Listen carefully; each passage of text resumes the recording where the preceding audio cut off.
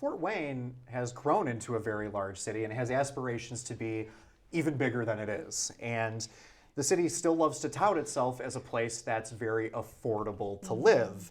However, it seems like that tide may be changing a little bit as more developments come into downtown and more business comes in as well. We always hear about the great development in progress downtown, and it's visible. We can all see it. But are these changes coming at the cost of maybe pricing people of certain income brackets out of the downtown area?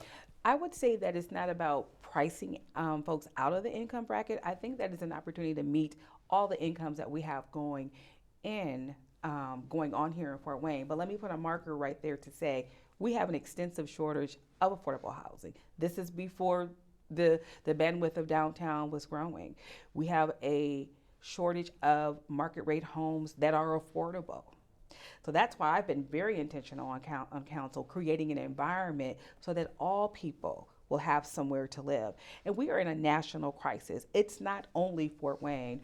Yes, coming out of COVID, everybody has experienced that 10 to 15% of increase in goods and services.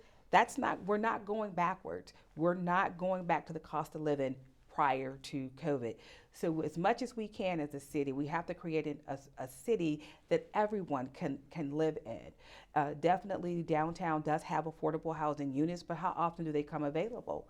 So that's why we're always looking, I would say on city council, always looking for those public-private partnerships that everyone in the city can benefit from.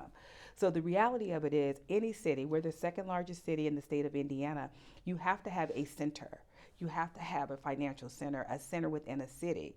And then it goes out like a web, like Charlotte's Web. You go out to your quadrants, and we've been working intentionally since I've been on council to make sure all the quadrants as well, we live in this quadrant system, they're receiving and benefiting from the growth that's happening.